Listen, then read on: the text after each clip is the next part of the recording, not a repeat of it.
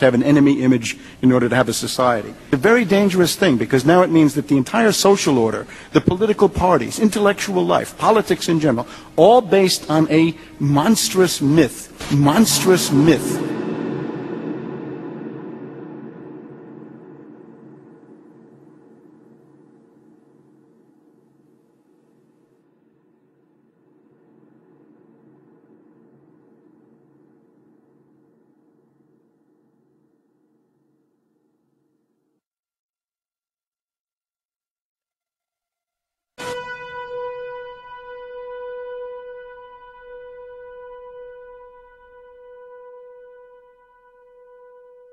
Look, the CIA has done in this country, what they've done to us is unbelievable. Look at the terrorist acts that have occurred. The CIA behind most, if not all of them. We had the Marine Barracks. We had our embassy in Kenya. We had Pan Am 103. We had the USS Cole. We had Oklahoma City. We had the World Trade Center in 1993. That helped the terrorists blow up the World Trade Center the first time. They built the bomb. They got the driver's license.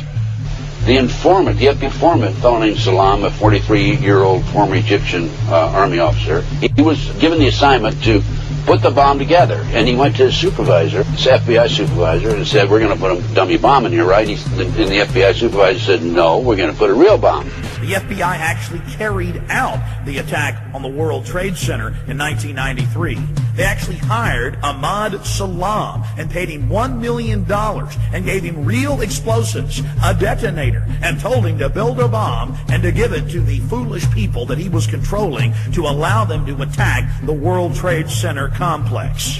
Unfortunately for them, there were only 6 people killed, not enough to pass the legislation. So what happened is 2 years later, April 19, 1995, down comes Oklahoma City Murrah building, 168 people killed.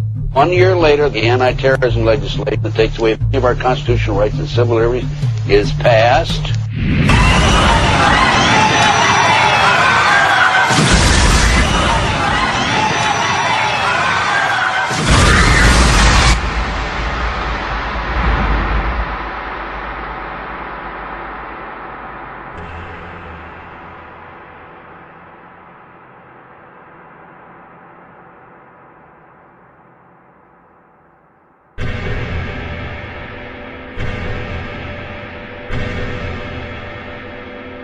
Because at 9:30 this morning, we were actually running an exercise for over a company of 1,000 people in London, based on simultaneous bombs going off precisely at the railway stations that happened this morning.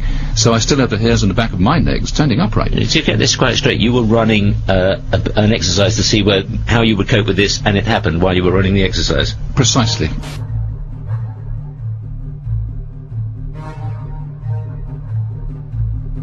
Supposed to believe is some kind of coincidence. There was also an anti-terrorist drill going on 7/7, and again, just like 9/11, they were talking about attacks on the same targets, the same kind of tube stations, and exactly the same time as the actual attack happened, providing some kind of cover for what must be operations orchestrated in some way by the state.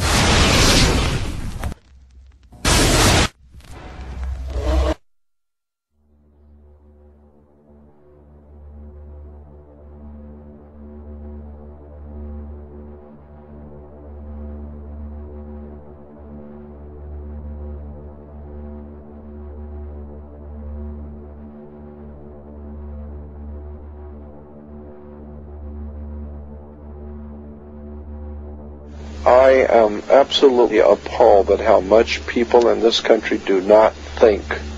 We are given to understand that, that an Arabic guy out there up in the mountains financed the most elaborate attack on this country. Do you think some people in a cave,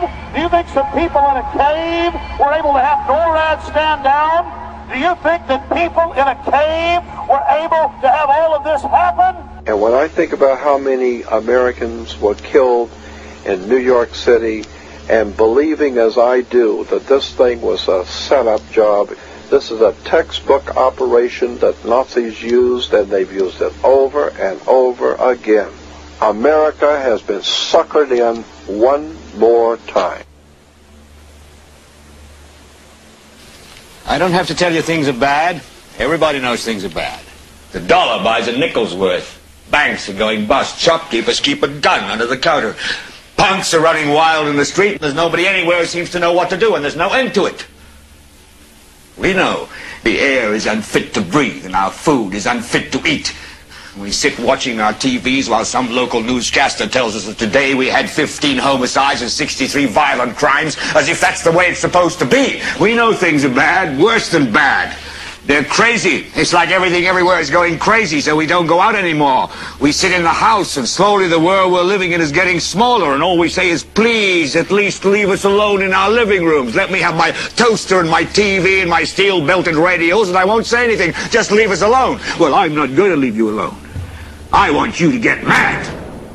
I don't want you to protest, I don't want you to riot, I don't want you to write to your congressmen because I wouldn't know what to tell you to write. I don't know what to do about the depression and the inflation and the Russians and the crime in the street. All I know is that first, you've got to get mad. You've got to say, I'm a human being. God damn it, my life has value.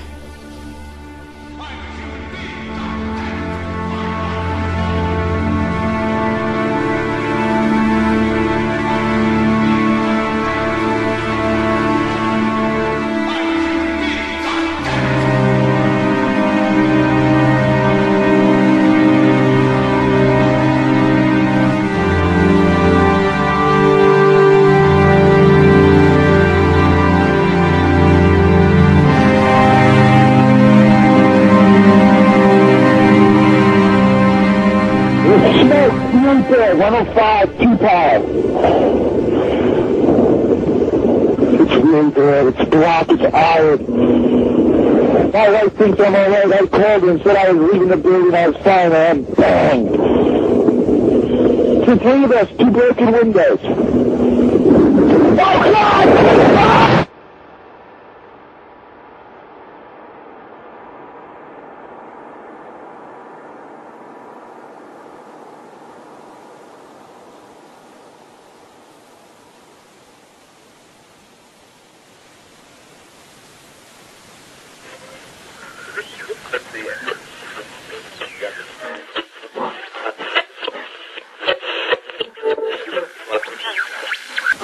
When hostilities commenced in Europe in 1939, it was realized that the American people had no intention of entering the war.